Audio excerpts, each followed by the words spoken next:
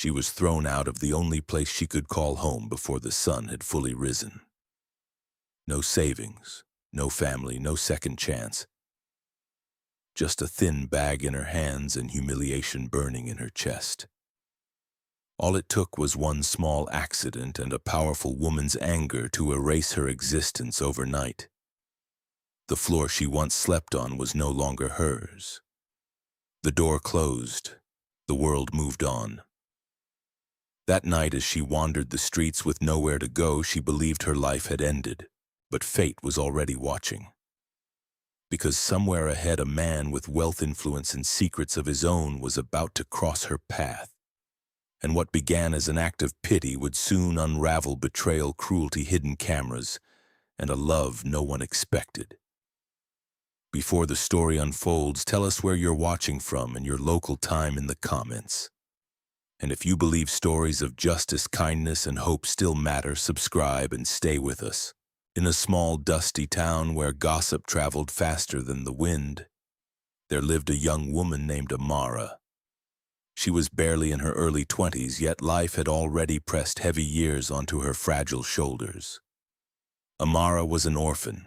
No parents, no siblings, no relatives who checked on her or asked if she had eaten. Whatever family she once had existed only as fading memories she carried quietly in her heart.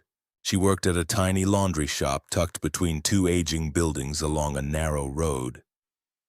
From morning till evening, Amara washed, scrubbed, ironed, and folded clothes for people who rarely looked at her face. To them, she was just the girl at the laundry, not Amara. Not a human being with dreams and fears. Just a pair of hands that worked endlessly. The laundry shop was not only where Amara earned her living, it was also where she slept. At night, after the shop closed and the last customer left, Amara would spread a thin mat in the corner near the wall, right beside the stacked buckets and detergent cans. That small corner was her bedroom. Her entire world fit into a torn bag that held two worn dresses, one pair of slippers, a plastic cup, and a cracked plate, nothing more. Yet every night before lying down, Amara whispered the same words to herself. At least I have somewhere to sleep. Gratitude had become her survival instinct. Each morning before sunrise, she woke up quietly, careful not to disturb the shop owner who lived in a small room behind the store. She swept the floor, fetched water, and prepared the shop for the day. Breakfast, when she could afford it, was often a small bowl of gari soaked in water.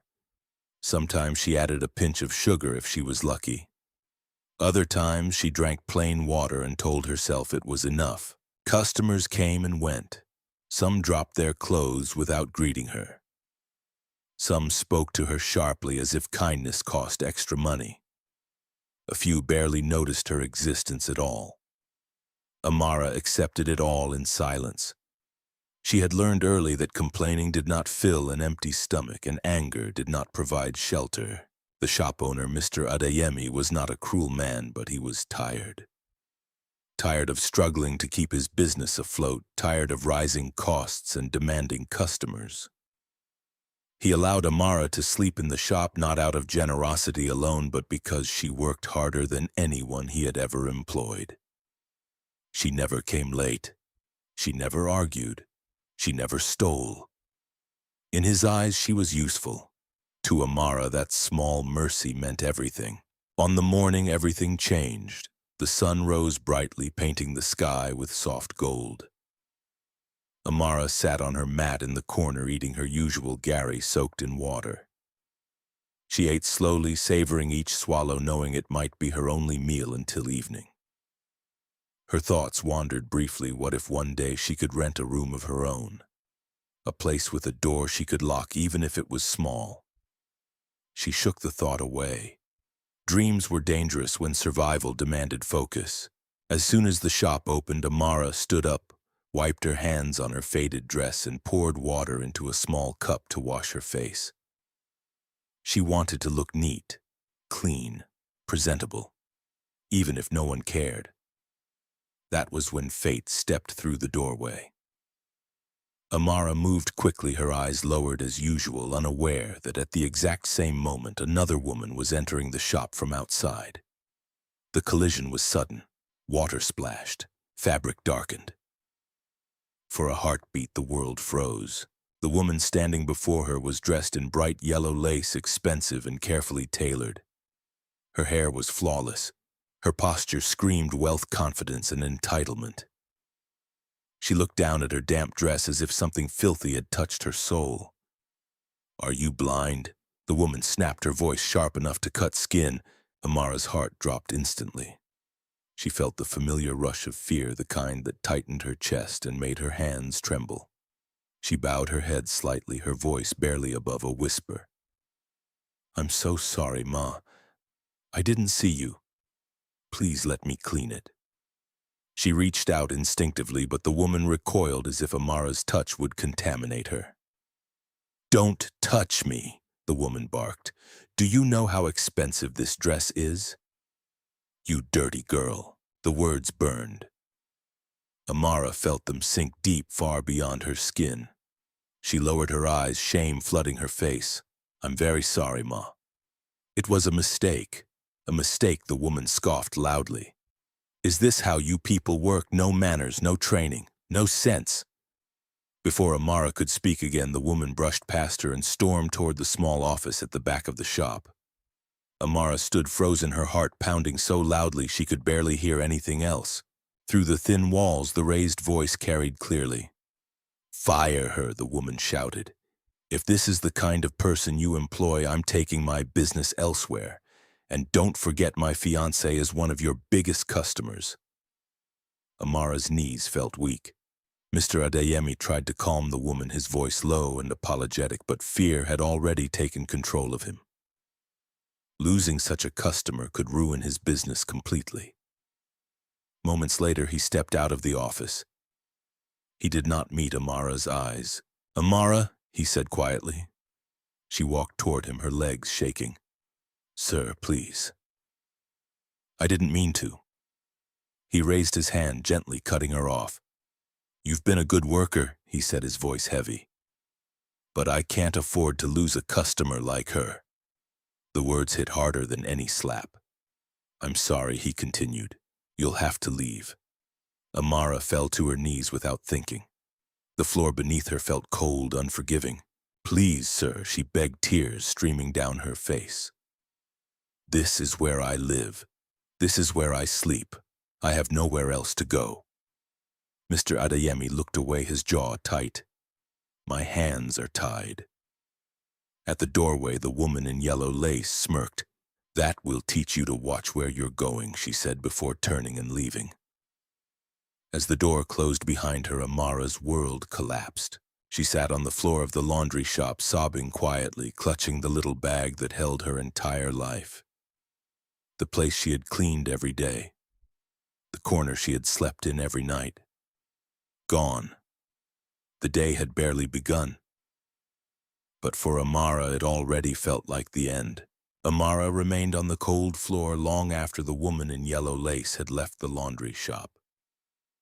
The sounds of the street drifted in through the open door, vendors calling out prices, footsteps passing by, life continuing as if nothing had happened.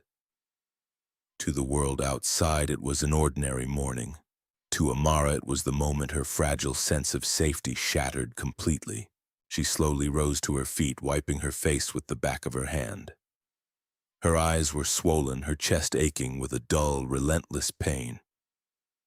She looked around the shop, taking in every detail as though she were seeing it for the last time. The bucket stacked by the wall, the humming iron resting on its stand, the faint smell of soap and damp fabric.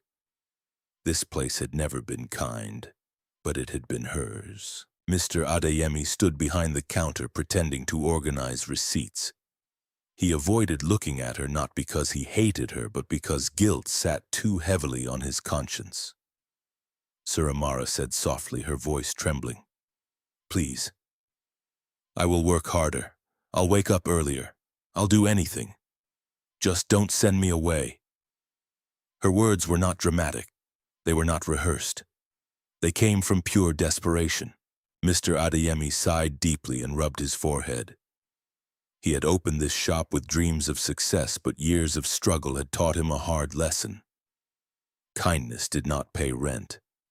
"Amara," he said at last, still refusing to meet her eyes, "it's not about your work. You know I appreciate you, but that woman, she brings a lot of business here. If I lose her, I might have to close this place." Amara's throat tightened. "But where will I go?" she asked. "This is the only place I have." He shook his head slowly. "I've already made up my mind. Please pack your things." The finality in his voice crushed any remaining hope she had clung to. Amara walked to the corner where she slept and knelt down.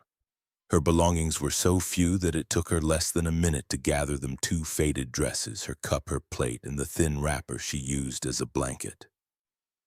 As she folded the wrapper, her hands shook uncontrollably. This was her home. And now it was being taken from her. When she stood again, holding the small bag close to her chest, Mr. Adeyemi finally looked at her. For a moment, his eyes softened. He wanted to say something, maybe an apology, maybe a prayer, but no words came. He simply nodded toward the door. Amara stepped outside. The sun was high now, shining mercilessly on the dusty road. People walked past her without stopping. Some glanced at her briefly, then looked away. No one asked why she stood there clutching a bag like a lost child. No one cared. As she began to walk, each step felt heavier than the last. With every movement, the reality sank deeper. She was homeless. The streets that had once felt familiar suddenly looked hostile. She did not know where she was going. She only knew she could not stay. Hours passed. The sun began to dip, painting the sky with soft orange hues. Hunger gnawed at her stomach, but she had no money. She had not eaten since that morning's small bowl of gari. Still she walked. Eventually her legs grew weak and her slippers rubbed painfully against her feet. That was when she noticed the unfinished building at the edge of the road. The walls stood tall but bare, without doors or windows. It looked abandoned. She hesitated. Sleeping there was risky, but the thought of lying on the open street, vulnerable to the cold and to strangers, terrified her even more. Amara slipped inside. The floor was hard cement, cold against her skin. She spread her wrapper and sat down slowly, her back against the wall. Darkness crept in as night fell, bringing with it a biting chill. She hugged herself tightly. "God," she whispered, her voice breaking, "please help me." No answer came. That night felt endless. Every sound made her flinch: the rustle of wind, the distant bark of a dog, the echo of footsteps somewhere far away. She barely slept. When dawn finally arrived, it brought no relief, only uncertainty. Voices woke her. Amara sat up abruptly, fear surging through her as she saw a group of men entering the building. They wore helmets and carried tools. Construction workers. They stopped when they saw her. "Hey," one of them called out, his voice firm but not unkind. "Who are you? What are you doing here?" Amara stood up quickly, clutching her bag. "I'm sorry," she said hurriedly. "I didn't mean to trespass. I lost my job and I had nowhere else to go." The men exchanged glances. One of them shook his head. "You can't stay here." "I understand," Amara replied quickly, "but please." "I'm not asking to stay for free. I can work. I can help with the construction. I'll do anything." The men looked at her again, this time more closely. She was thin, young. Her hands looked small, not built for heavy labor. "This work is not for women," one of them said. "It's hard. We lift blocks, we mix cement." "I can do it," Amara said firmly, surprising even herself. "Please, just give me a chance." They hesitated, whispering among themselves. Finally, one of them sighed. "The engineer will be here soon. You can talk to him." Relief flooded Amara's chest. She nodded repeatedly. "Thank you. Thank you so much." She sat in a corner of the building, watching as the men began their work. The smell of cement filled the air. Hammers clanged. Dust rose. For the first time since she was thrown out of the laundry shop, a small flicker of hope ignited inside her. An hour later, a tall man walked in dressed in a white shirt and safety boots. His expression was serious, his presence commanding. The workers gathered around him and explained Amara's situation. The man approached her, his sharp eyes scanning her from head to toe. "So you want to work here?" he asked. "Yes, sir," Amara replied, standing straight. "I have no place to go. I need to survive. I'll do my best." He raised an eyebrow. "This is not a place for playing around. If you cannot handle it, you will leave. Do you understand?" "Yes, sir." After a long pause, he nodded. "You can start tomorrow." Amara's eyes filled with tears, not of pain this time, but of gratitude. "Thank you, sir," she whispered. "God bless you." As the men returned to their tasks, Amara sat back down, her heart pounding. She knew the work would be brutal, she knew she would suffer, but she also knew something else. This was her second chance, and she could not afford to lose it. Amara barely slept that night. Each time she closed her eyes, fear crept back, in fear that the engineer would change his mind, fear that her body would fail, her fear that hope itself was a dangerous illusion. She lay on the cold cement floor, staring into the darkness, listening to the distant hum of the town settling into silence. Her muscles already ached from the tension of the day, yet her heart refused to rest. Before dawn, she rose. She washed her face with the little water she had saved in her cup and tied her wrapper tightly around her waist. There was no mirror, but she smoothed her dress anyway, as if dignity could be ironed back into place by will alone. When the sky began to lighten, she stepped outside the unfinished building and waited. Soon the workers arrived one by one. Some looked surprised to see her still there. Others nodded in quiet acknowledgement. No one spoke much.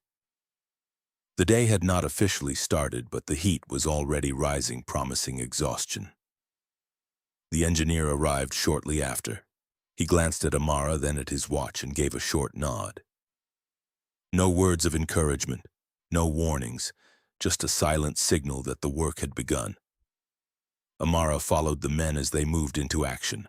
The first task nearly broke her. They placed a heavy concrete block on her head, steadying it briefly before letting go. The weight pressed down hard, sending a sharp pain through her neck and spine. Her legs trembled as she took her first step. The ground felt uneven. Her balance wavered. For a moment she thought she would fall, but she didn't. She clenched her jaw, tightened her grip on the edges of the block, and kept walking. Each step was agony. Sweat quickly soaked her dress. By the time she reached the designated spot and lowered the block to the ground, her arms were shaking uncontrollably. One of the workers stared at her in disbelief. "She didn't drop it," he muttered. Amara barely heard him. Her ears rang. Her chest heaved as she tried to steady her breathing. There was no applause, no praise. The next block came almost immediately. As the morning wore on, the tasks grew harder. She mixed cement with sand, using a shovel that felt too large for her hands. She fetched water repeatedly from a nearby tap, the bucket sloshing and spilling as she hurried back. Her palms blistered, her shoulders burned. Dust clung to her skin, coating her hair and eyelashes. Still, she did not stop. By midday, the sun hung mercilessly overhead. The heat wrapped around her like a suffocating blanket. Some of the men paused to wipe their faces or rest briefly in the shade. Amara did not dare slow down. She was painfully aware that she was being watched not with cruelty but with curiosity.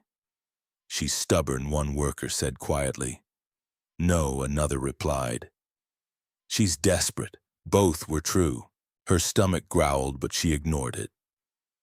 Hunger was familiar. Pain was familiar. What mattered was that she was working, that she was earning the right to exist for another day. When her legs finally buckled, it happened without warning.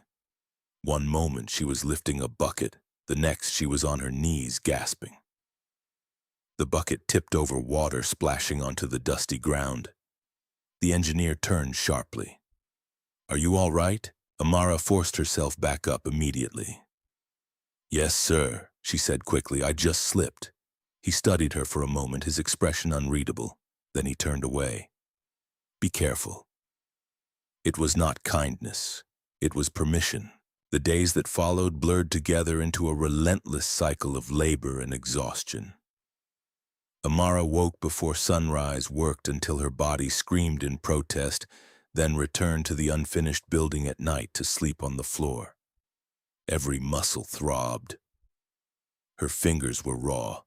Sometimes she cried quietly into her wrapper, not from self-pity but from sheer physical pain. Yet something strange began to happen. The men started talking to her. At first it was small things, a warning about uneven ground, a shared sip of water, a nod of approval when she completed a difficult task. Then came jokes, quiet laughter, and genuine admiration. "This girl works harder than some of us," one man said one afternoon, shaking his head in disbelief. Another chuckled, "She doesn't complain, not once." Amara heard them but said nothing. She kept her head down and her hands busy. Respect she had learned was earned silently. A full week passed. On the 7th day, the site buzzed with unusual energy. Tools were arranged more carefully. Workers straightened their clothes. Whispers passed from one person to another. "The owner is coming," someone murmured. Amara felt a flicker of unease. She remembered how easily things had been taken from her before. Still, she continued working, balancing a stack of blocks on her head as she moved across the site. A black car pulled up nearby. A man stepped out well-dressed despite the dust, his movements calm and confident. His presence commanded attention without effort. This was not the engineer. This was someone higher, someone powerful. The workers gathered instinctively as the man walked through the site, inspecting the progress with a critical eye. He spoke little, but when he did, everyone listened. Then his gaze fell on Amara. She felt it before she saw him, a sudden stillness in the air, a pause in the rhythm of work. She lowered the block she was carrying and stood still, unsure. "Who is that?" the man asked, his voice measured. The engineer hesitated. "Her name is Amara, sir. She's been working with us for about a week." The man frowned. Why is she doing this kind of work? The engineer cleared his throat. She had nowhere to go. She begged for the job. "She's very hard-working." The man shook his head slowly, concern creasing his brow. "This is not right. Call her here." Amara approached cautiously, wiping sweat from her face with the edge of her dress. She bowed her head slightly. "Good morning, sir." "What is your name?" he asked. "Amara, sir. Amara," he repeated. "Why are you doing work like this? Don't you know it's dangerous?" Amara swallowed. "Sir, I have no other choice. I need to survive. Please don't send me away." Her voice did not break, but her hands trembled. The man exhaled deeply, as though carrying a weight of his own. "This is not the life a young woman like you should be living," he said. "You cannot continue here." The words landed like a blow. Amara opened her mouth, but nothing came out. Her vision blurred as tears filled her eyes. She had heard this before, too many times. The man turned to the engineer. "We'll talk." As evening approached, the engineer called Amara aside. His face was heavy with regret. "I'm sorry," he said quietly. "The owner says you have to stop working here. It's for your own good." Amara's chest tightened painfully. "Please, sir," she begged. "I have nowhere to go. I don't even mind sleeping here." He shook his head. "It's not my decision. But listen, every disappointment can be a blessing." She nodded, though the words felt empty. That night, Amara gathered her belongings once more and moved to another abandoned building. As she lay on the cold floor, staring up at the dark ceiling, a single thought echoed in her mind. How many times could a person be pushed down before something inside them finally broke? She hugged herself tightly, shivering not just from the cold, but from the crushing loneliness that had become her constant companion. Somewhere else in town, a man who did not yet understand the role he would play in her life was about to uncover a truth that would change everything. That same evening, while Amara lay awake on the cold cement floor of yet another abandoned building, Francis Okoye drove through the quiet streets of town with his thoughts unusually heavy. Francis was not a man easily shaken. Wealth had given him comfort, influence, and control over most aspects of his life. Yet that day, something had unsettled him deeply. The image of a young woman carrying heavy concrete blocks beneath the scorching sun refused to leave his mind. She had looked exhausted, frightened, yet determined, like someone clinging to the last thread of survival. Francis had ordered her removal from the construction site, believing he was protecting her. But now, as the darkness swallowed the road ahead, doubt gnawed at him. Had he truly helped her, or had he pushed her further into the abyss? He stopped briefly at the laundry shop to collect his freshly cleaned clothes. The shop was quiet, almost empty. The owner, Mr. Adeyemi, greeted him with forced cheerfulness. "Good evening, sir.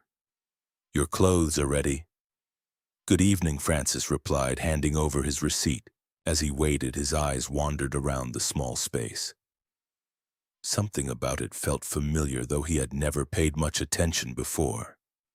Then the memory struck him: Amara's face, her worn dress, the humility in her voice. He turned back to the owner. "Excuse me," Francis said calmly. "Do you know a girl named Amara? She used to work here." The owner's smile faded instantly. "Amara," he repeated. "Yes. Yes, sir. She worked here." Francis's chest tightened. What happened to her? Mr. Adeyemi hesitated, clearly uncomfortable. "There was, an issue with one of our customers."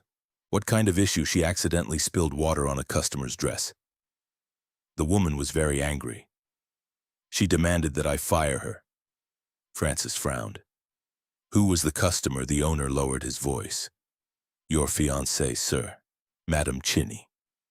The words hit Francis like a sudden slap. "My fiancée?" he asked quietly. "Yes, sir. She said if I didn't sack the girl, she would take all her business elsewhere." For a long moment, Francis said nothing.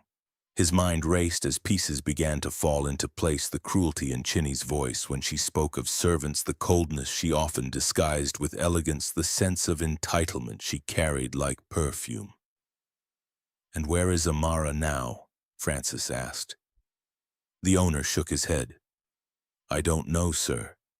She left with her bag." "I don't think she had anywhere to go." Francis collected his clothes and thanked the man, but his heart was no longer in the conversation.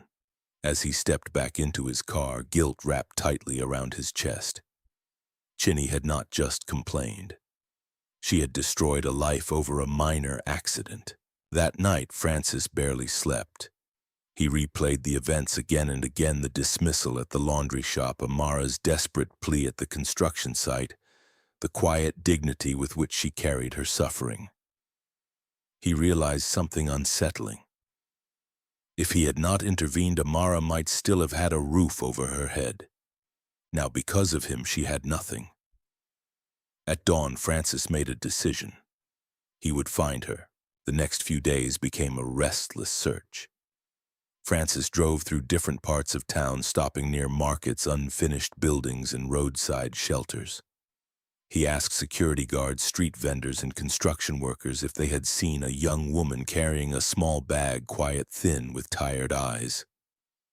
Most shook their heads. Some barely listened. But Francis did not give up. Meanwhile, Amara's days grew harder. She wandered from one place to another, avoiding busy streets, sleeping wherever she could find temporary shelter. Her slippers were nearly worn through. Hunger followed her like a shadow. Yet she remained invisible to most people, just another poor girl passing through, easy to ignore. One evening, as the sky darkened and the air grew colder, Amara walked slowly along a quiet road on the outskirts of town. Her arms were wrapped tightly around herself, her breath shallow from exhaustion. Each step felt heavier than the last. Then headlights flooded the path ahead. A black SUV slowed beside her. Amara froze. The window rolled down. Amara, her heart nearly stopped. She turned slowly, her eyes wide with shock and fear. It was Francis. Sir, her voice trembled. "What are you doing here?" Francis studied her closely. In the dim light, she looked even smaller than he remembered. Thinner, weaker, like someone who had been stretched beyond her limits. "What are you doing here at this time of night?" he asked gently. Amara lowered her gaze. "I don't have anywhere to go." The words were simple, but they carried the weight of everything she had endured. Francis clenched his jaw.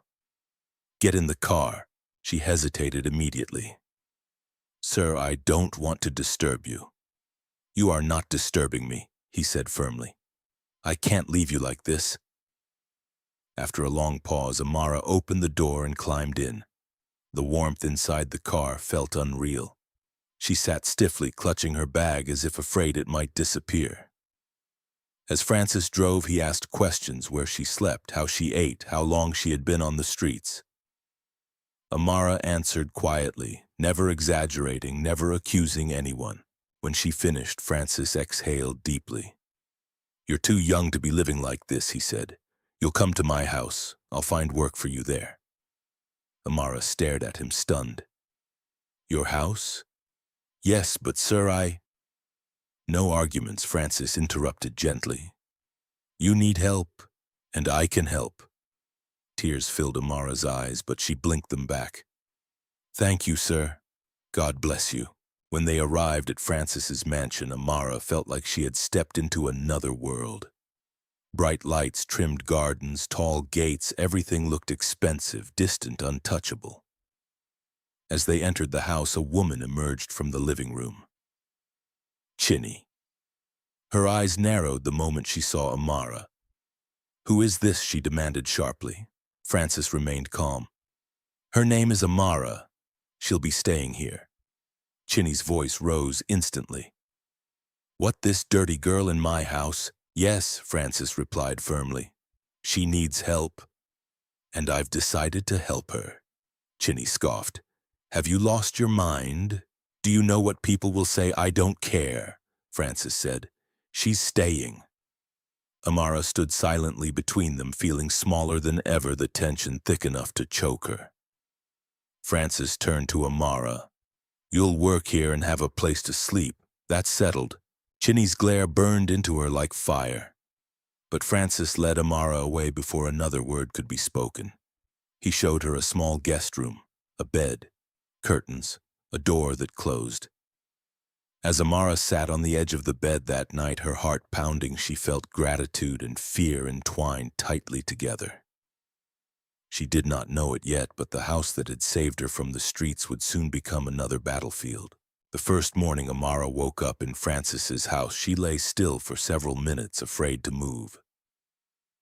The bed beneath her was soft, too soft. The room smelled clean, unfamiliar, nothing like the damp corners and cement floors she had grown used to. For a brief moment, she wondered if it had all been a dream. But when she sat up and saw her small bag neatly placed beside the bed, reality settled in. She was no longer on the streets. Yet she was not safe either. Amara rose quietly, smoothing her dress and stepping out of the guest room with caution. The house was large and silent, its polished floors reflecting the early morning light. She could hear faint movement from the kitchen and followed the sound, unsure of what was expected of her. Chinny stood there, dressed immaculately, even at that hour, scrolling through her phone.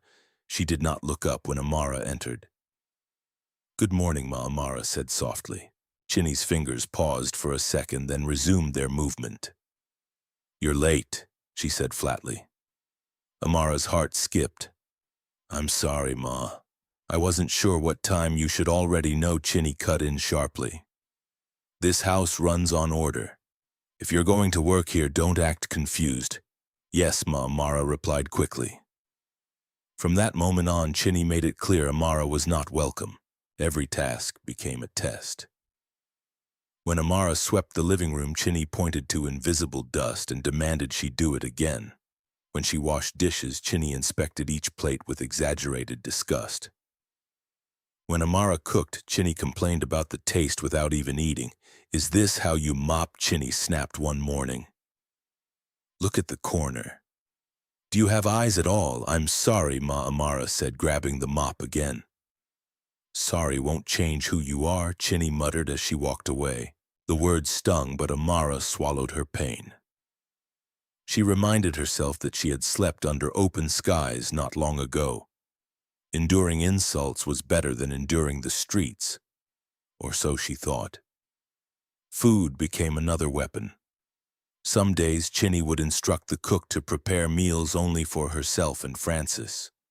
When Amara hesitated in the kitchen, unsure whether she was allowed to eat, Chinny's voice would cut through the air like a blade. This house is not a charity, she said coldly. If you're hungry, manage whatever you brought from outside. Amara nodded and retreated silently. One evening, Francis returned home earlier than usual. He found Amara sitting alone at the kitchen table, staring at an empty plate. Amara, he asked gently. Have you eaten? She hesitated. Lying came naturally, now it felt safer. No, sir, she said finally. Francis frowned. Why not? There's food in the house. Amara lowered her eyes. Madam said I shouldn't eat. Something dark passed over Francis's face. Without another word, he walked straight into the living room where Chinny sat scrolling through her phone. Why is Amara starving? He demanded. Chinny looked up slowly. I don't know what you're talking about. Don't pretend, Francis said firmly. She's here to work, not to suffer. Go and serve her food, now. Chinny laughed bitterly. You're making her too comfortable, I said now. Moments later, Chinny returned with a small bowl of watery soup and a tiny piece of yam. She placed it in front of Amara with a mocking smile. There, she said. Enjoy. Amara's hands trembled as she picked up the spoon. Tears blurred her vision, but she forced herself to eat. Thank you, Ma, she whispered. Chinny turned and walked away, satisfied. Despite everything, Amara remained gentle. She spoke respectfully. She worked tirelessly. She avoided Chinny whenever possible, choosing silence over confrontation. Then came the night that changed everything. It was almost midnight when the front door slammed open, the sound echoing through the house. Amara jolted awake and hurried out of her room. Chinny staggered inside, her makeup smeared her clothes, reeking of alcohol. She barely made it into the living room before she bent over and vomited onto the floor. Amara rushed to her side instinctively. Madam, are you okay? Chinny waved her hand weakly and collapsed onto the couch. Without thinking, Amara grabbed a mop and cleaned the mess. She helped Chinny to her feet and struggled to support her weight as she guided her toward the bedroom. Let me help you lie down, Ma, Amara said softly. It took effort, but she managed to get Chinny onto the bed. As she adjusted the pillow, she noticed Chinny's skin felt unusually hot. She has a fever, Amara murmured. She fetched a bowl of cold water and gently dabbed Chinny's forehead with a cloth, just as she would have done for a sick child. Sometime later, Chinny stirred and opened her eyes. What are you doing? She shouted, suddenly pushing Amara away. I was just trying to help, Amara said quickly. You weren't feeling well. With your dirty hands, Chinny screamed. How dare you touch me? She grabbed the bowl of water and flung it onto Amara's head, soaking her completely. Amara stood, frozen water dripping down her face, humiliation burning through her veins. I was only trying to help, she whispered. At that moment, Francis walked in. He took in the scene, the water on the floor, Amara standing soaked and trembling, Chinny yelling incoherently. What is going on here? He asked sharply. Chinny pointed at Amara. She touched me with her filthy hands. Francis's voice hardened. Do you hear yourself? She cleaned your vomit. She brought you to bed, and this is how you treat her. Chinny opened her mouth to argue, but Francis cut her off. Enough. He walked over to Amara and gently took her hand. Come with me. In the living room, he handed her a towel and motioned for her to sit. Don't let her words hurt you, he said softly. You did nothing wrong. Amara wiped her face, tears slipping down despite her effort to hold them back. I only wanted to help, sir. I know, Francis replied. And that tells me everything I need to know about you. As they sat there, something unspoken settled between them, a quiet understanding, a fragile sense of safety Amara had not felt in a long time. But in the shadows of the house, Chinny watched, and her anger was far from finished. From that night onward, something shifted quietly within the walls of Francis's house. It was not announced. No one spoke of it aloud, but it could be felt in the pauses between conversations, in the way Francis's eyes followed Amara as she moved through the rooms, and in the tightening resentment that began to harden inside Chinny's chest. Francis had always considered himself a practical man. His life revolved around schedules, meetings, contracts, and results. Emotions were things he handled cautiously, often setting them aside when they threatened to interfere with logic. Yet Amara's presence disrupted that order in ways he had not anticipated. Every evening when Francis returned home tired and mentally drained, Amara would appear quietly at the doorway. Welcome back, sir, she would say gently. How was your day? At first, he answered with habit. Fine. Busy. But Amara never pushed. She only nodded, her eyes warm with genuine concern. One evening, after a particularly exhausting day filled with endless negotiations and arguments, Francis found himself stopping mid-step. It was stressful, he admitted unexpectedly. Too many meetings. Amara smiled softly. I'm sorry, sir. You work very hard. Would you like some tea? The simplicity of the question caught him off guard. Yes, he replied after a pause. That would be nice. As Amara walked toward the kitchen, Francis leaned back into the couch, surprised by the sudden calm settling over him. It wasn't the tea that mattered. It was the fact that someone had noticed his exhaustion without asking for anything in return. Over the next few days, he began to notice more. Amara never waited to be told what needed doing.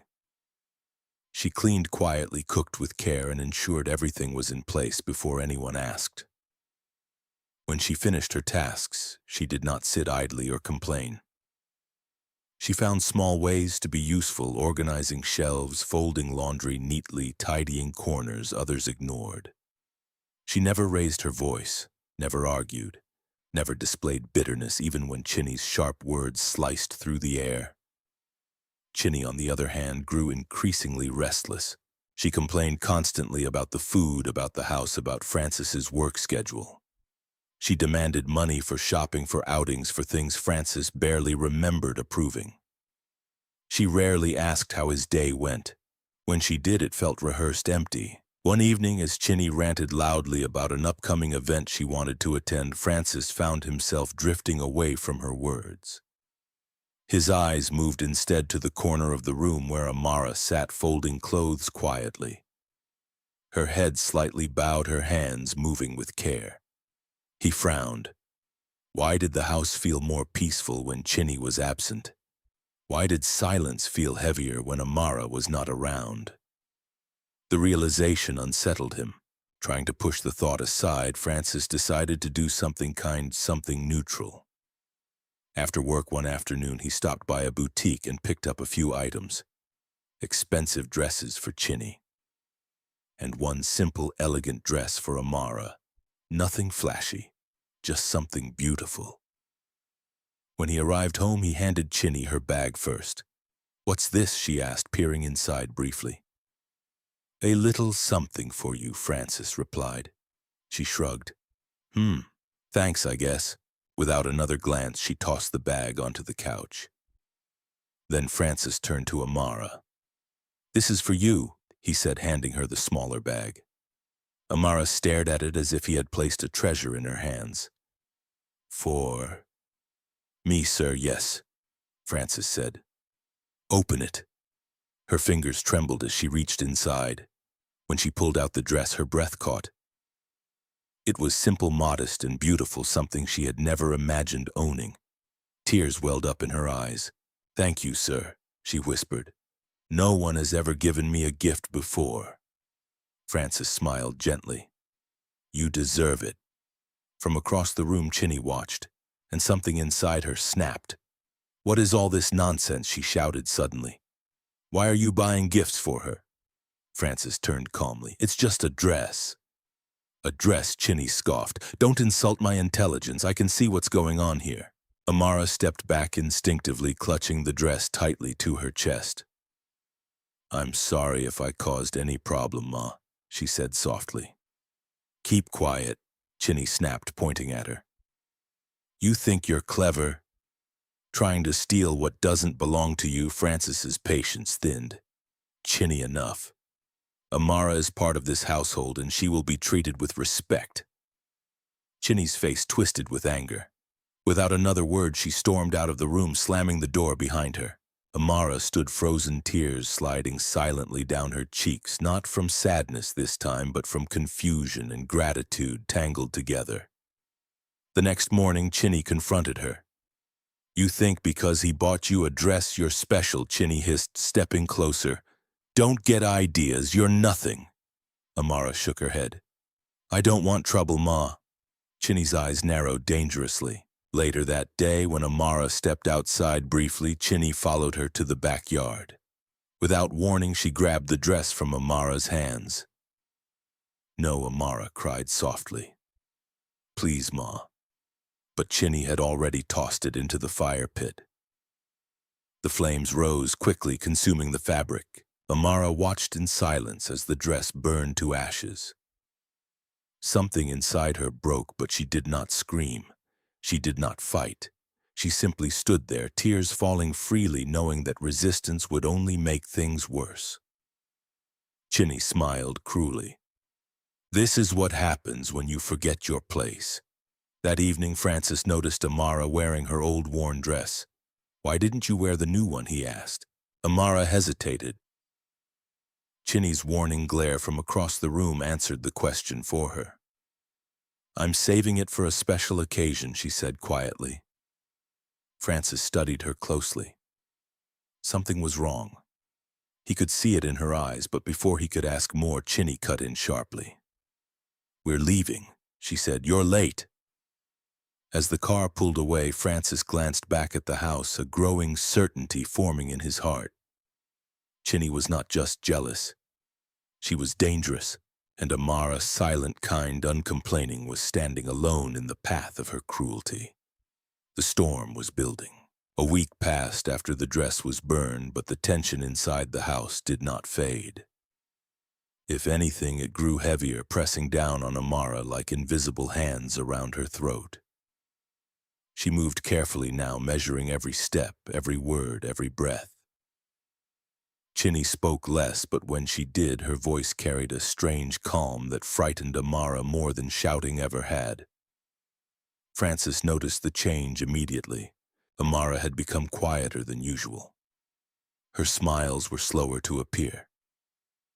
When he asked simple questions, she answered respectfully but briefly, as if afraid that too many words might bring trouble.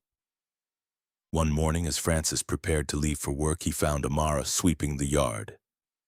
Amara, he said gently, would you like to come with me to the construction site today? She froze, broom midair. The construction site, sir? Yes, he replied. Some of the workers you met before are still there. I thought you might like to see them again. For a moment, genuine joy flashed across her face. Those men had treated her with more respect than most people ever had. Seeing them again felt like reconnecting with a piece of herself she had almost lost. I would like that very much, sir, she said softly. Frances smiled. Get ready. We'll leave soon. Amara hurried inside. Her heart raced, not from fear, but from excitement. For once she wanted to look decent, presentable. She went to the small cupboard where her clothes were kept and reached instinctively for the new dress. Her fingers touched only emptiness. The memory returned instantly, flames, Chinny's smile, ashes drifting into the air. Amara swallowed hard. She pulled out her old dress instead, smoothing the wrinkles as best as she could. When she stepped outside, Francis's smile faded. "Why are you wearing that?" he asked, surprised. "I bought you something new." Amara's heart pounded. She glanced toward the doorway. Chinny stood there. Her eyes locked onto Amara's with a silent warning. "Do not speak. I'm saving the new one for a special occasion," Amara said quietly, lowering her gaze. Francis studied her face closely. Something was wrong. He could see fear there, real fear. He turned his head slightly and noticed Chinny's stare, sharp and calculating. Understanding dawned slowly. "Amara," Francis said firmly, raising his voice slightly, "get in the car." She hesitated. Now he repeated. Amara obeyed, her legs trembling as she walked past Chinny and into the vehicle. As they drove away, she glanced back once, catching Chinny's cold smile in the distance. Francis said nothing during the drive, but his silence was heavy with thought. That afternoon passed without incident, but something fundamental had shifted. Francis could no longer ignore what was unfolding in his own house. Chinny's jealousy was no longer subtle. It was strategic, and Chinny knew it. 2 days later, something unexpected happened. Amara was called into the living room. "Amara," Chinny said calmly, her voice unusually soft. "Come and sit." Amara hesitated. Chinny had never invited her to sit on the couch before. Ever. Slowly, cautiously, she obeyed. Chinny folded her hands and sighed dramatically. "I've been thinking," she began, "and I realize I've been unfair to you." Amara blinked, unsure of what she was hearing. "I treated you badly," Chinny continued. "I said things I shouldn't have said. I was angry, insecure." Amara's heart fluttered with confusion. "I don't hold grudges, Ma," she replied carefully. "I'm grateful you allowed me to stay." Chinny smiled a smile that did not reach her eyes. "I want us to start afresh," she said. "Like sisters." For a brief, dangerous moment, hope stirred inside Amara's chest. "Thank you, Ma," she said softly. "That means a lot." Chinny leaned back against the couch. "Can you do something for me? Anything, Ma?" "I'm craving noodles," Chinny said lightly. "You know I'm not good at cooking. Can you make some for me?" Amara nodded eagerly. "Of course, Ma. I'll do it right away." She went to the kitchen with renewed energy, unaware that she had just stepped into a carefully laid trap. As the noodles boiled, Amara hummed softly under her breath. Perhaps things were finally changing. Perhaps kindness really could soften even the hardest hearts. She served the noodles neatly in a bowl and carried them into the living room. "Here you are, Ma," she said with a gentle smile. Chinny looked pleased. "Thank you." Amara returned to her room, her heart lighter than it had been in weeks. Then she heard a scream. "Amara!" Her blood ran cold. She rushed back to the living room to find Chinny standing rigid, staring at the bowl as if it were poison itself. "What have you done?" Chinny shouted. "Are you trying to kill me?" Amara's mouth fell open. "What, no, Ma, I saw you," Chinny cried, tears streaming down her face. "You put something in my food." At that moment, Francis walked in. "What's going on?" he demanded, his eyes darting between them. "She tried to poison me." Chinny wailed, pointing at Amara. "This girl wants me dead." Amara shook her head violently. "That's not true. I didn't put anything in your food." "I swear," Chinny sobbed louder. "She's lying. Look at her." Desperate, terrified, Amara made a split-second decision. She picked up the bowl and took a large spoonful of the noodles. "There's nothing in it," she said, swallowing. "I would never harm you." Then pain exploded inside her. Amara gasped, clutching her stomach as her knees buckled beneath her. The room spun violently. Amara Francis shouted, rushing forward as she collapsed onto the floor. She cried out, her body writhing as tears streamed down her face. "It hurts." "I can't breathe." Chinny stepped back, her crying stopping abruptly. A slow smile crept across her face. "I told you," she said calmly. "She poisoned the food." Francis did not listen. He lifted Amara into his arms and ran. At the hospital, doctors worked quickly. Francis paced the hallway, his hands trembling, his mind racing with one terrifying question. What had Chinny done? Hours later, Amara woke to the steady beeping of machines. Francis sat beside her, his eyes red with worry. "You're safe," he said quietly. "The doctors say you'll recover." Tears slid down Amara's cheeks. "I only wanted peace," she whispered. Francis held her hand gently. "I know." When he left the room, he did not go home to rest. He went straight to the security office. There were cameras in the living room, and the truth was waiting. Francis sat alone in the dimly lit security room, the glow of the monitor reflecting in his tired eyes. Outside, the house was silent, but inside his chest a storm raged. He folded his arms tightly, bracing himself as the technician rewound the footage to earlier that afternoon. "Play it," Francis said quietly. Francis said. The screen flickered, then stabilized. The living room appeared calm, ordinary, deceptively peaceful. Chinny sat on the couch, composed, elegant. Amara entered the frame a moment later, her posture respectful, her movements careful. Francis watched closely, his jaw clenched. The technician fast-forwarded. Chinny smiled on the screen, a soft smile, a smile Francis had believed before.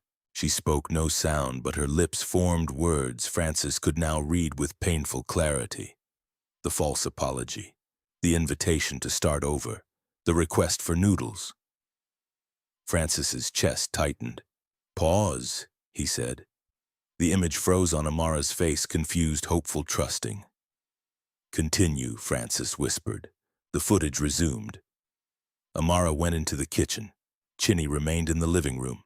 She glanced around once, twice, then she stood. Francis leaned forward. Chinny walked toward the kitchen counter, her movements quick but deliberate. She reached into her handbag, pulling out a small, dark object too small to notice in passing.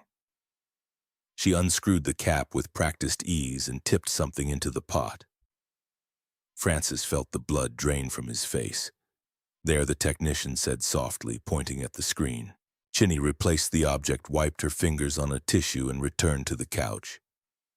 Her expression did not change. Not a flicker of guilt, not a trace of fear. Francis closed his eyes briefly, the weight of the truth pressing down on him. "Rewind," he said. They watched it again, and again. There was no doubt, no room for excuses, no space for denial. Chinny had set her up.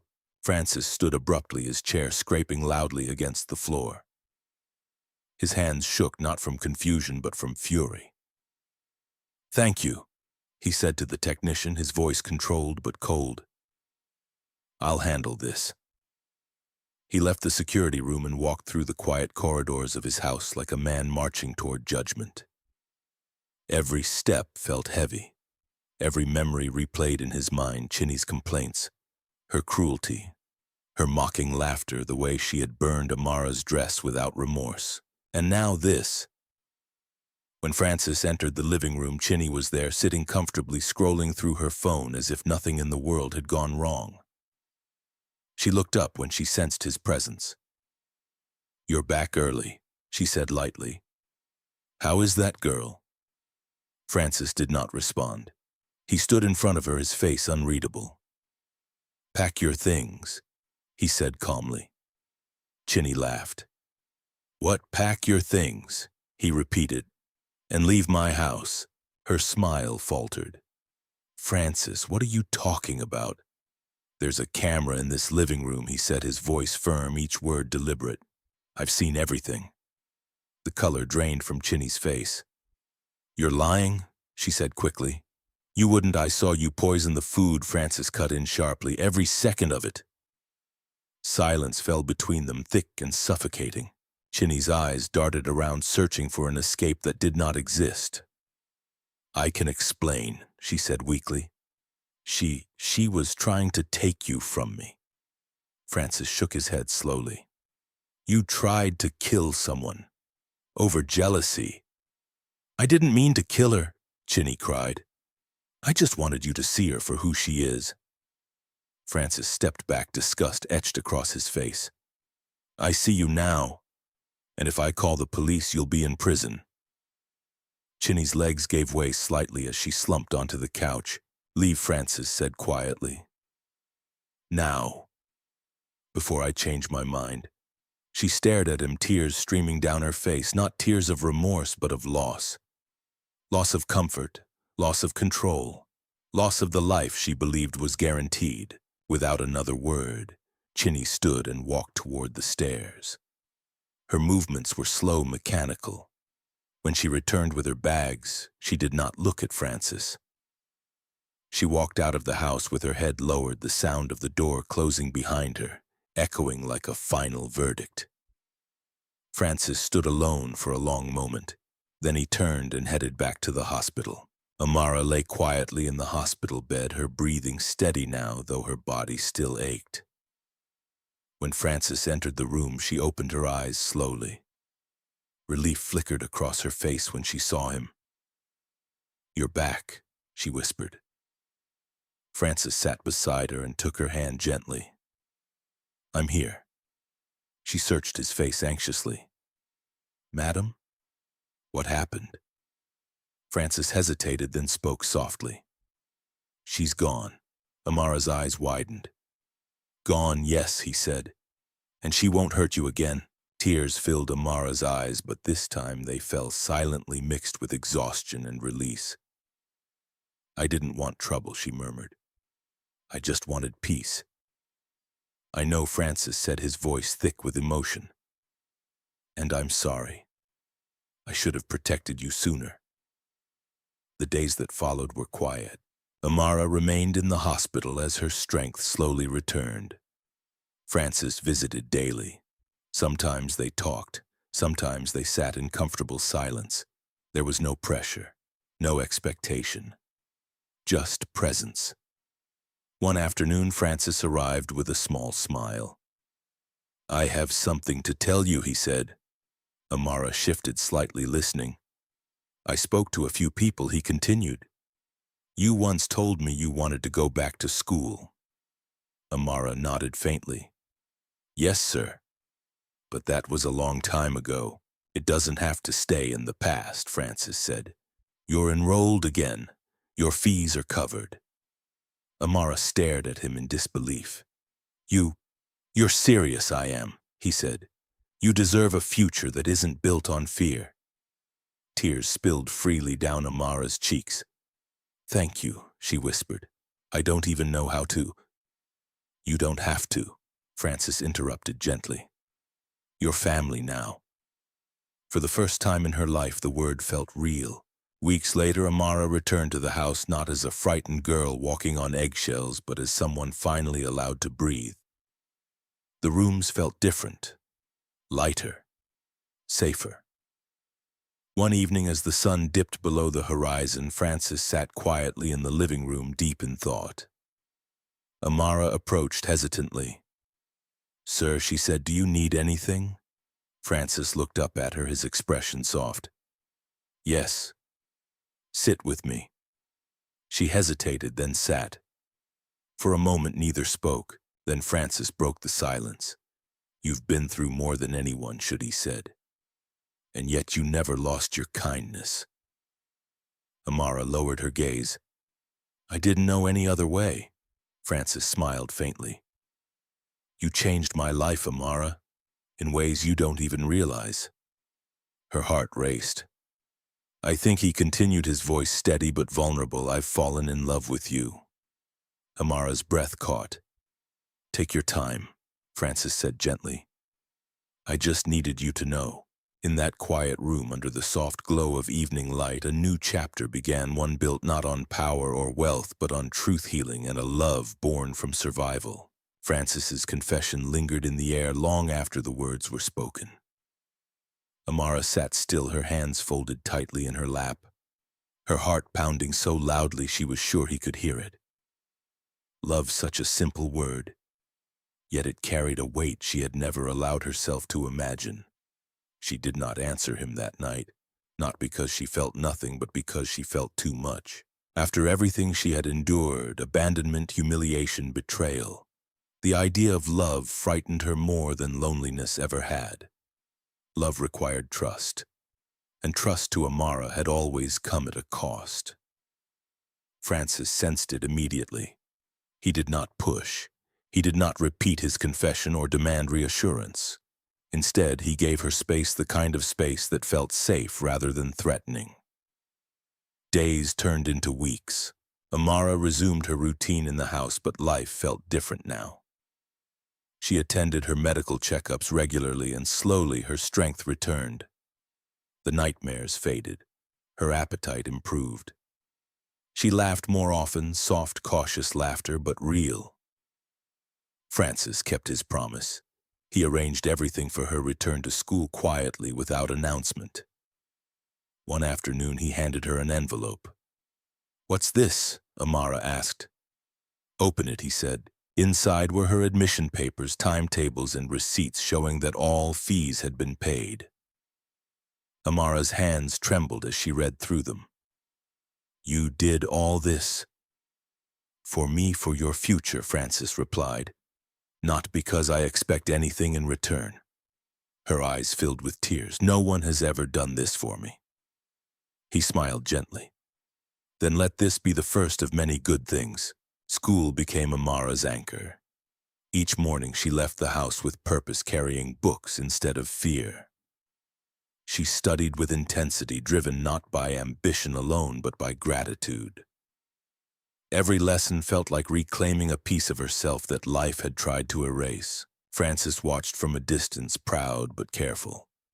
He noticed how she blossomed, how confidence slowly replaced hesitation, how her posture straightened, how her voice grew steadier.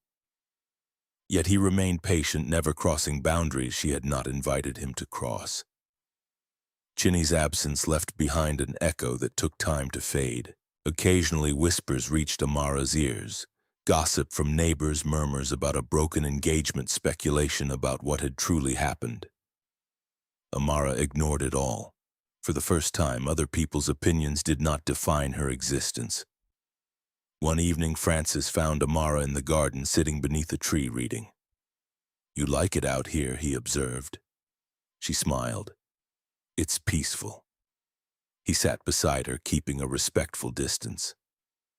"I wanted to ask how school is going." "It's challenging," she admitted. "But I love it, I'm glad." They sat in silence, the kind that felt comfortable rather than awkward. Then Amara spoke. "Sir, about what you said before." Francis turned to her, attentive but calm. "Yes, I need time," she said honestly. "Not because I don't appreciate you, but because I'm still learning how to believe that good things can stay." He nodded. "Take all the time you need." Her shoulders relaxed slightly. "Thank you for understanding." Months passed. With time, trust grew, not in grand gestures, but in small, consistent moments. Francis showed up when he said he would. He listened without interrupting. He respected her independence. He never reminded her of what he had done for her. That more than anything healed her. One afternoon, Amara returned home early and found Francis pacing the living room. He looked nervous, a sight she had never seen before. "Is something wrong?" she asked. He exhaled. "I have a meeting tomorrow. Investors from abroad. It's important." "I hope it goes well," she said warmly. Francis studied her face for a moment, then smiled. "You know you always say the right thing." Amara laughed softly. "I don't think so." He shook his head. "You bring calm into chaos. I didn't realize how much I needed that." That night, as Amara prepared for bed, she reflected on how far she had come. From sleeping on cold floors to studying under warm lights. From being invisible to being seen not as a burden but as a person. Her heart softened. A few weeks later, Francis invited her out not as an employer, not as a benefactor, but simply as himself. "Would you like to have dinner with me?" he asked one evening. Outside the house, Amara hesitated, then nodded. Yes, the dinner was simple. No luxury, no spectacle. Just two people talking about life, regrets, and hopes. Francis spoke of his childhood, of building his empire, of loneliness hidden behind success. Amara spoke of survival, of faith, of learning to forgive without forgetting. When the night ended, they stood quietly outside the restaurant. "I don't regret waiting," Francis said softly. Amara looked at him, really looked at him, not as a powerful man, but as a human being who had chosen patience over control. "Neither do I," she replied. From that moment, something shifted. They did not rush into declarations or promises. Their relationship unfolded gently, built on mutual respect and emotional safety. Francis supported her studies. Amara supported his dreams. They learned each other's silences as much as their words. Then came the day Francis had been quietly preparing for. One evening, he asked Amara to join him in the living room. The lights were soft, the atmosphere calm. "Amara," he began, standing before her, "I know your journey hasn't been easy, and I know trust doesn't come quickly." She listened, her heart racing. "But I want to walk with you at your pace in your time. Not as your rescuer, not as your provider, but as your partner." He reached into his pocket and pulled out a small velvet box. Amara gasped softly. "I want you to be my wife." Francis said, his voice steady but filled with emotion. "Not because of where you came from, but because of who you are." Tears streamed freely down Amara's face as she looked at him. "I don't know how to be a wife," she whispered. "I'm still learning how to live." Francis smiled. "Then we'll learn together." For a long moment, the world seemed to hold its breath. Then Amara nodded. "Yes," she said softly. "I will." As Francis slipped the ring onto her finger, the girl who once had nothing felt something she had never truly known before. Belonging. The days that followed Amara's quiet yes moved gently, as if the world itself understood that nothing needed to be rushed. There were no grand announcements, no headlines, no sudden transformation meant to impress anyone. What mattered most to both Amara and Francis was not spectacle but peace. They agreed on a simple wedding. Francis had once imagined something different, an event filled with powerful guests, glittering halls, and cameras flashing endlessly. But that vision no longer fit the life he was choosing. Amara did not need an audience to validate her worth. And Francis did not need applause to confirm his happiness. The wedding took place on a calm Saturday afternoon. Only close friends and a few trusted family members were present. No noise, no pressure, just warmth. Amara wore a simple white dress that flowed gently around her slender frame. It was not expensive, but it was elegant. When she looked at herself in the mirror, she barely recognized the woman staring back. Not because she looked richer, but because she looked whole. Francis stood waiting at the front, his eyes fixed on the entrance. When Amara stepped forward, his breath caught. He had seen her in moments of pain, fear, and exhaustion. But in that moment, she looked like resilience itself, soft, strong, and unbreakable. As they exchanged vows, Amara's voice trembled slightly, but she did not falter. "I promise," she said, "to walk with you in honesty even when life is hard. I promise to remember where I came from and to never let kindness leave my heart." Francis held her hands tightly. "I promise to protect your dignity, to respect your voice, and to love you not as someone I saved, but as someone who saved me too." There were tears in the room. Not dramatic tears, but quiet ones born from understanding. When the ceremony ended, applause filled the air, soft but sincere. No one doubted that this union was real. After the wedding, life did not suddenly become perfect, but it became steady. Amara continued her education with even more determination. Marriage did not slow her down, it strengthened her resolve. Francis encouraged her every step of the way, reminding her that her dreams were not optional or secondary. "You are not behind," he told her one evening as she studied late into the night. "You are right on time." Those words stayed with her. As Amara advanced in her studies, she became increasingly aware of something that stirred deep within her, a pull she could not ignore. Every time she passed a young girl selling goods by the roadside or saw children sleeping under shop awnings, memories rose like waves. She remembered the hunger, the fear, the humiliation of being invisible. One afternoon, after returning from school, Amara sat quietly beside Francis. "There's something I want to do," she said. Francis turned toward her. "Tell me." "I don't want my story to end with me alone," she continued softly. "There are girls like me everywhere. Girls who just need one chance." Francis listened without interrupting. "I want to create something," Amara said. "A foundation. Not just charity, but support, education, shelter. A place where girls can feel safe." Francis smiled, not in surprise, but in recognition. "I was hoping you'd say that." Within months, Amara's vision began to take shape. They started small. A modest building near the edge of town was renovated. It became a safe space for young girls, especially orphans and those displaced by poverty. Amara worked closely with social workers, educators, and volunteers.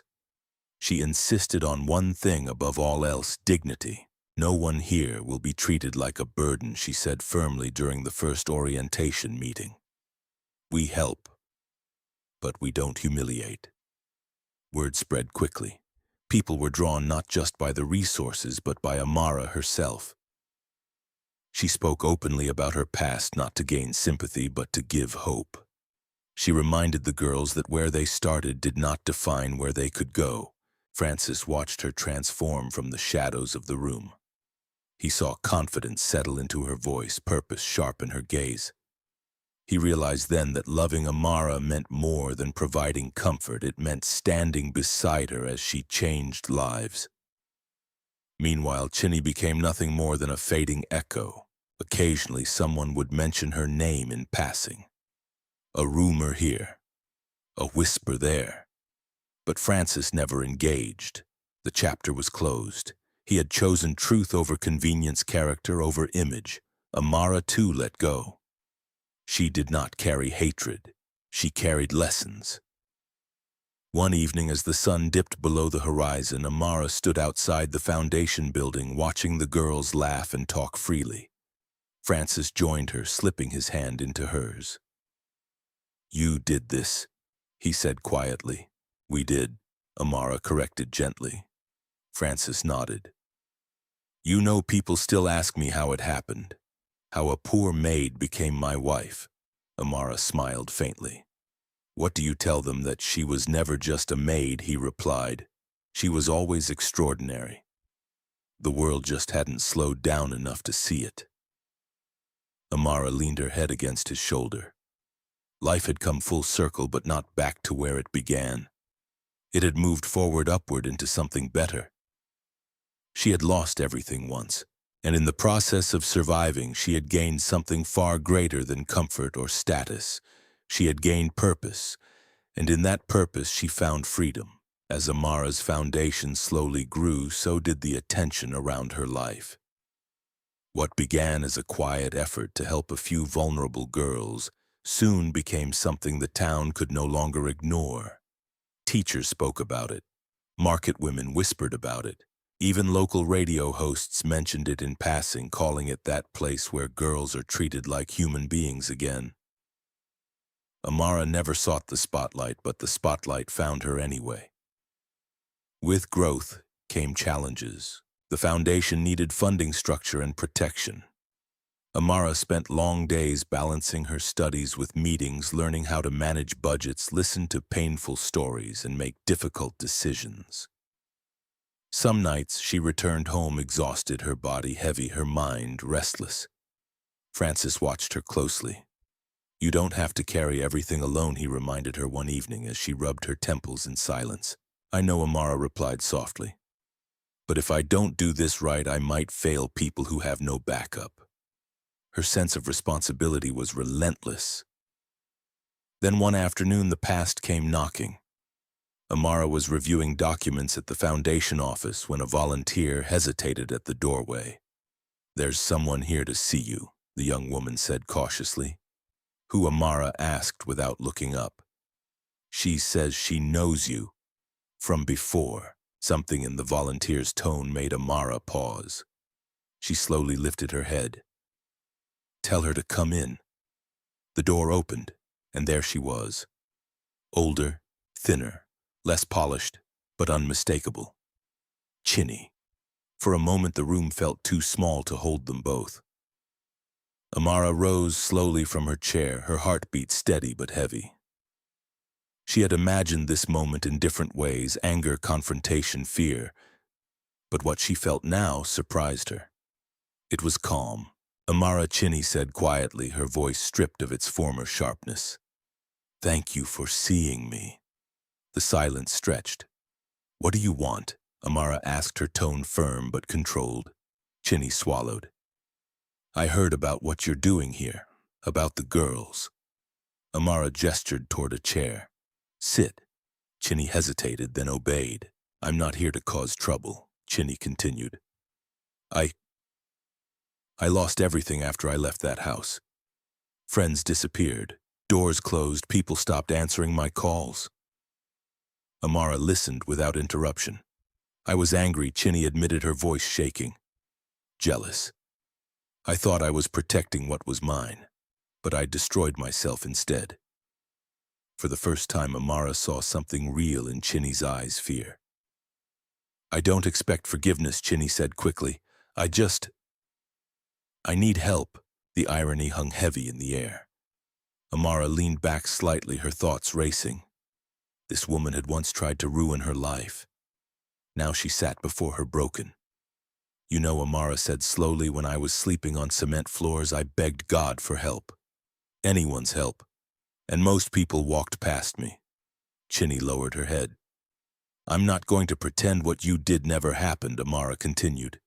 "But this place isn't about revenge, it's about change." She stood and walked toward the window, looking out at the courtyard where girls were studying together.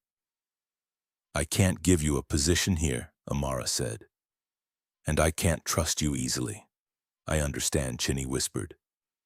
"But I won't turn you away either," Amara added. "There are counseling services connected to this foundation, training programs. You can start there." Chinny looked up stunned. "You do that for me?" Amara turned back to her. "Not for who you were, for who you could become if you're willing." Tears spilled down Chinny's face. "Thank you," she sobbed. "I don't deserve this." "No," Amara said gently. "But neither did I deserve what happened to me." Chinny left quietly that day, lighter than she had arrived, carrying a list of resources and one fragile chance at redemption. That night, Amara told Francis everything. He listened carefully, his expression unreadable. "You let her in?" he asked. "Yes," Amara replied, "not into my life, into accountability." Francis nodded slowly. "That took courage. It took peace," Amara corrected. As the months passed, the foundation gained formal recognition. Donations increased, partnerships formed. More girls arrived, some shy, some angry, some completely withdrawn. Amara greeted each one with the same steady presence. "You're safe here," she told them. "And you matter." Media attention followed. Journalists requested interviews. Bloggers wrote headlines about the billionaire's wife who rose from nothing. Amara declined most requests. When she finally agreed to one interview, she set strict conditions. "No pity stories," she said firmly. "No glorifying pain. If we talk about solutions. The interview aired nationally. Amara spoke about systemic poverty, about dignity, about how survival should not require humiliation. She did not name Chinny. She did not shame anyone. She focused on the girls, their dreams, their potential, their humanity. The response was overwhelming. Messages poured in from across the country. Women shared their stories, men offered support, teachers asked for collaboration. Francis watched the interview from home, pride swelling in his chest. This woman beside him had once been invisible. Now she was a voice. One evening as they sat together on the balcony, Francis spoke quietly. "Do you ever think about how close you were to losing everything?" he asked. Amara nodded. "Every day." "And does it scare you?" She considered the question. "It keeps me grounded." Francis smiled. "You turned pain into purpose." Amara leaned against him. "And you gave me the space to do it." Below them, the city lights flickered, thousands of lives moving, struggling, hoping. Amara knew her journey was no longer just her own. The girl who once begged for shelter now offered it. The woman who had been silenced now spoke with clarity. And the kindness that once nearly destroyed her had become the very thing that changed the world around her. But one final chapter still waited. Not of struggle, but of legacy. The foundation entered its second year with a quiet strength that surprised even those who had helped build it. What began as a response to pain had grown into a living system, structured, intentional, and resilient. Amara understood now that compassion alone was not enough. To protect the girls she served, she had to protect the mission itself. She learned quickly. There were policies to write, safeguards to enforce, partnerships to vet. Not everyone who came with a smile came with good intentions. Some saw opportunity where there was vulnerability. Others wanted their names attached to something meaningful, without committing to the work behind it. Amara refused to compromise. "We don't accept help that comes with control," she said firmly during a meeting with potential sponsors. Support must honor the dignity of the girls, not turn them into advertisements. Some walked away. Others stayed, and those were the ones who mattered. At home, life with Francis settled into a rhythm both gentle and grounding.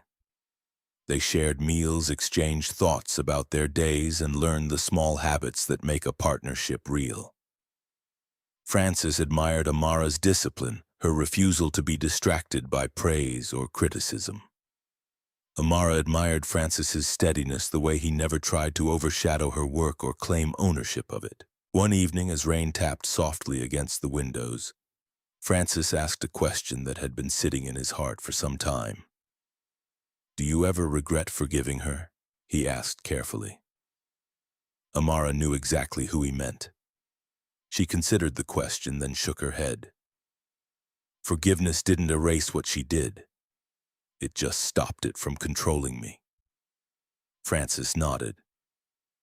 "You're stronger than most people I know." "I'm just intentional," Amara replied. "Strength grows when it's practiced." At the foundation, Amara introduced a mentorship program pairing older students with younger girls. She believed that healing accelerated when shared. She watched with quiet pride as girls who once refused to speak now helped newcomers settle in, offering reassurance they themselves had once needed. "You belong here," Amara overheard one of them say to a new arrival. "I know because I felt lost, too." Those moments mattered more than headlines. Still, public attention continued to grow. An international organization reached out expressing interest in expanding the foundation's model to other regions. The proposal was promising but complex. It meant travel exposure and scrutiny at a level Amara had never experienced. She spent nights reading, researching, asking questions.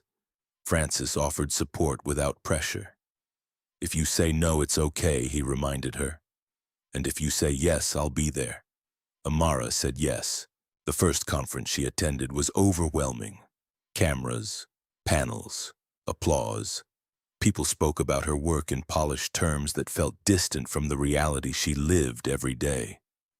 She stood at the podium, her hands steady, her voice clear. "I am not here because my story is inspiring," she said. "I am here because girls like me should never have to become stories at all." The room fell silent. Afterward, women approached her with tears in their eyes. Men thanked her for her honesty. A few critics challenged her, questioning her methods, her background, her credibility. Amara welcomed the scrutiny. "If we're doing meaningful work," she said to Francis later, "questions will come. That's how we improve." Back home, the foundation faced its first real crisis. A local official arrived unannounced, claiming irregularities and demanding access to sensitive records. His tone was dismissive, his questions sharp. Volunteers panicked. Some girls retreated into fear, remembering institutions that had failed them before. Amara stood her ground. "We operate transparently," she said calmly. "But we do not intimidate children or compromise their privacy." The official threatened closure. Francis intervened not with power but with process. Lawyers were called, documentation presented, independent audits requested. The official left frustrated and empty-handed. That night, Amara sat alone in her office long after everyone had gone. The weight of responsibility pressed down on her shoulders. Francis found her there. "You protected them," he said quietly. Amara exhaled. "I was scared." "You did it anyway." She looked up at him, eyes tired but resolute. "Fear doesn't disappear. You just learn not to let it decide for you." The incident strengthened the foundation. Protocols were tightened, training expanded, trust deepened. Months later, graduation day arrived for the first group of girls who had completed the program and returned to school successfully. The ceremony was small but meaningful. Certificates were handed out. Names were called. Families, some reunited, some newly formed, cheered softly. Amara stood at the front watching. One girl approached her afterward, clutching her certificate with trembling hands. "Madam," she said, "I used to think my life was already over." Amara knelt to meet her eyes. "It was just beginning." The girl hugged her tightly. That night, Amara and Francis returned home quietly, both emotionally full. As they sat together on the balcony, the city stretching endlessly below, Francis spoke.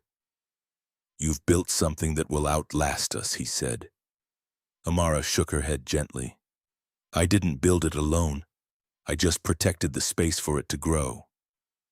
Francis smiled. "That's leadership." Amara rested her head against his shoulder, listening to the sounds of life below, cars, passing voices, rising, the steady pulse of a world still full of need. She knew challenges would continue. That progress was never linear. That legacy required vigilance. But she also knew this: she had chosen what to protect. And in that choice, she had changed everything. The closer the foundation came to national recognition, the more resistance it seemed to attract.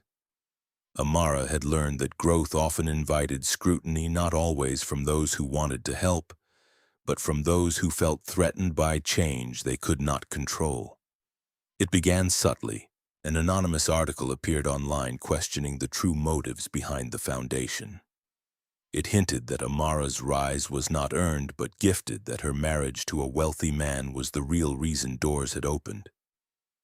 The piece did not name her directly, but the implication was clear enough for anyone who followed her work. Amara read the article once. Then she closed her laptop. She had expected this. "What will you do?" Francis asked quietly when she showed him the headline. "Nothing," she replied after a pause. "Not yet." Francis studied her face. "Are you sure?" "Yes," Amara said. "If we react to every lie, we'll never finish the work." But the article was only the beginning. Soon, donors began asking questions. Some meetings were postponed. A scheduled partnership review was delayed without explanation. Within the foundation, anxiety grew. Volunteers whispered, staff worried about funding. One evening, Amara gathered the team. "I won't pretend this isn't happening," she said calmly. "But I won't allow fear to lead us. We will respond with transparency, not defensiveness. If we've done nothing wrong, truth will speak louder than noise." Her steadiness grounded them. Behind the scenes, however, the pressure mounted.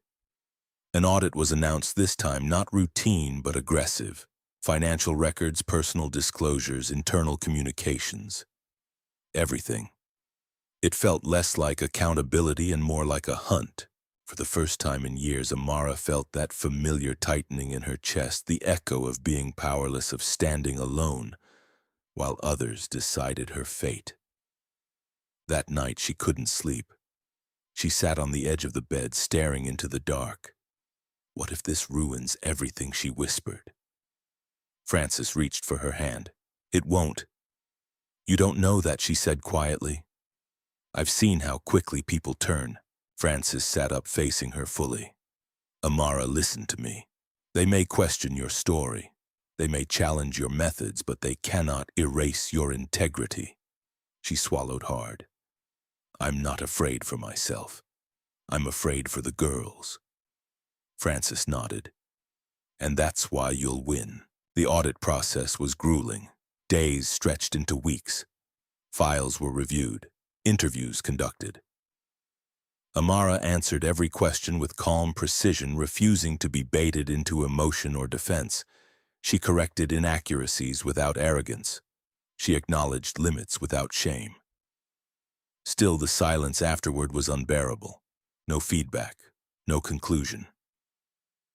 Then, on an otherwise ordinary afternoon, the Foundation received an official letter.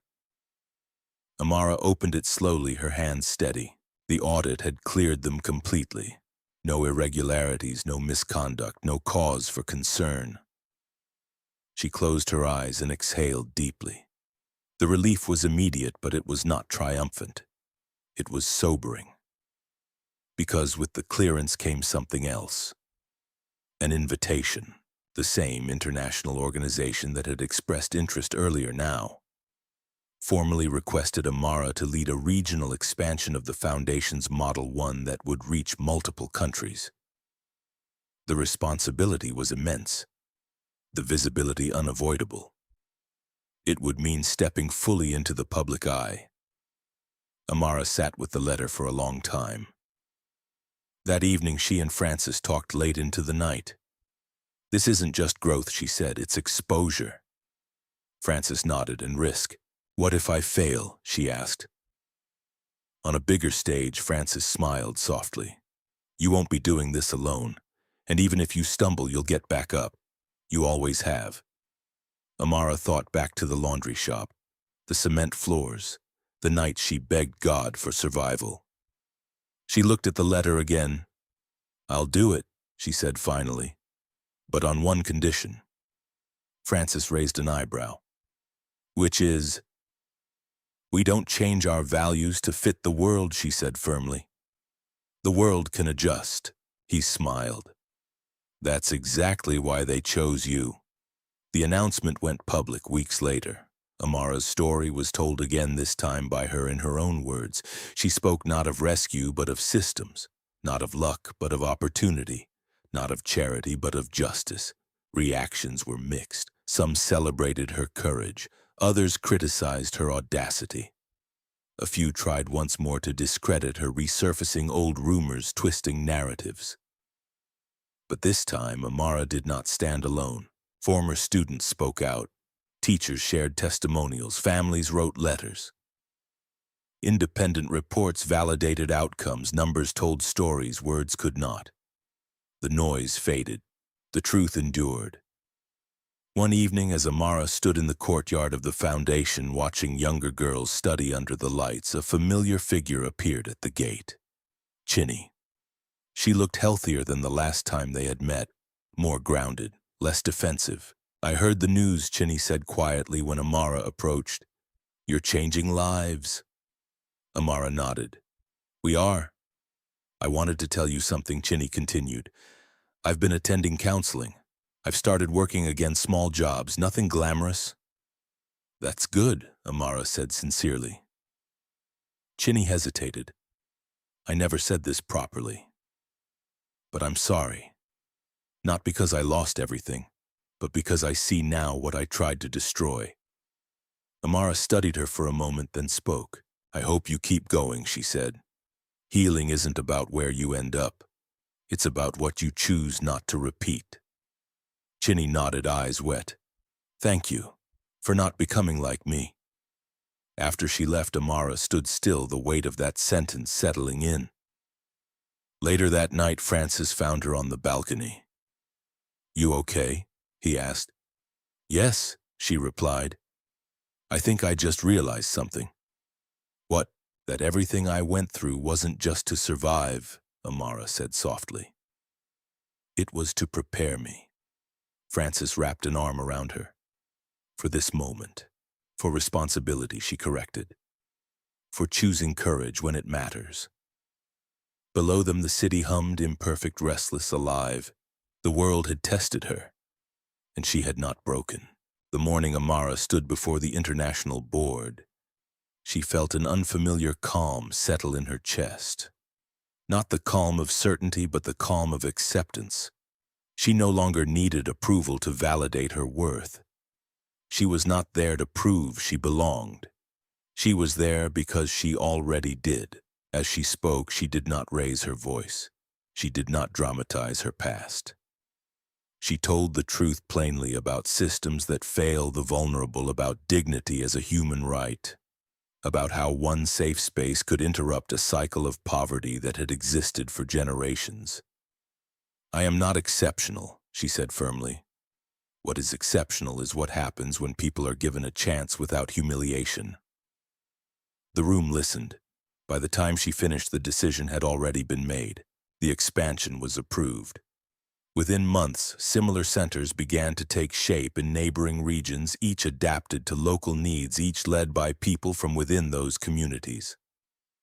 Amara refused to centralize power. She trained leaders. She delegated authority. She ensured accountability was built into the structure, not dependent on her presence alone. This is bigger than me, she reminded her team often. If it cannot survive without me, then I have failed. At home, life remained grounded. Francis never tried to manage her work or influence her decisions. He attended events quietly, standing in the background when she spoke, stepping forward only when she invited him. Their marriage was not built on rescue or hierarchy, but on mutual respect. One evening, as they walked through the original foundation building, Francis paused. Do you remember the first night you slept here? He asked softly. Amara nodded. I was terrified. And now, she looked around at the girls studying, laughing, dreaming. Now this place feels like proof. Proof that pain could be transformed. Proof that kindness did not have to destroy you. Proof that justice could be quiet and still be powerful. Years passed. Some of the girls Amara had once welcomed into the foundation graduated from university. Others became teachers, nurses, social workers. A few returned to volunteer, standing where Amara once stood, offering reassurance, structure, and belief. You saved me, one of them said during a visit. Amara shook her head gently. No, I stood beside you while you saved yourself. The world continued to change, slowly, imperfectly. Challenges did not disappear. Funding was sometimes uncertain. Political climates shifted. Crises emerged. But the foundation endured. Because it was never built on one person's generosity. It was built on shared responsibility. One afternoon, Amara received a letter written in careful handwriting. It was from a young girl in a remote town where a new center had recently opened. Before this place, the letter read, I thought my life was already decided. Now I want to become someone who helps others too. Amara held the letter close to her chest, tears filling her eyes. That night she sat beside Francis on the balcony, the familiar city lights stretching endlessly below. Do you ever think about that girl you were? Francis asked quietly. All the time, Amara replied. She reminds me why I must never forget. And what would you tell her now? Amara smiled softly. I would tell her to hold on. That one day the pain will make sense, not because it was necessary, but because she chose to grow beyond it. Francis reached for her hand. I'm proud of you. Amara leaned into him, content. She had not erased her past. She had redeemed it. The girl who once slept on cement floors had become a woman who built foundations literal and symbolic. The maid who was thrown out had become a leader whose voice reshaped lives. The kindness that once nearly destroyed her had become the very force that changed everything around her. Her story was no longer about survival. It was about choice. The choice to remain humane in an inhumane world. The choice to protect dignity instead of power. The choice to turn pain into purpose. And in making those choices, Amara did not just change her own life. She changed the future of countless others. Amara's journey reminds us that life does not always break us to destroy us. Sometimes it bends us so deeply that we are forced to discover who we truly are. She did not rise because she married wealth, nor because someone rescued her at the perfect moment. She rose because she refused to let cruelty turn her cruel, and she chose dignity even when the world offered her none. Her story teaches us that kindness is not weakness and humility is not the same as submission. True strength is the ability to remain human in places that try to strip humanity away. It also reminds us that justice does not always arrive loudly. Sometimes it comes quietly through consistency, integrity, and the courage to protect others even when it costs us comfort. Amara's life shows that your past does not disqualify you from purpose, and your pain does not cancel your future. What matters is what you choose to build with what you survived. If this story moved you, take a moment to reflect on your own journey. What challenges shaped you? What pain pushed you to grow? Share your thoughts in the comments below and let us know where you're watching from. Your voice matters here. And if you believe stories of hope, justice, and healing deserve to be told, make sure to subscribe to the channel so you don't miss the next story. Sometimes one story is all it takes to remind us that light can still come from the darkest places.